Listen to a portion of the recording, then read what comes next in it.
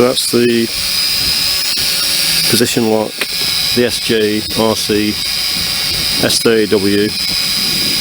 That's controller down on the floor. It's a bit of a breeze here. It's doing quite well really. Holding position well. So that's it with the legs on and the camera on as well. Just carrying a fair bit of extra weight.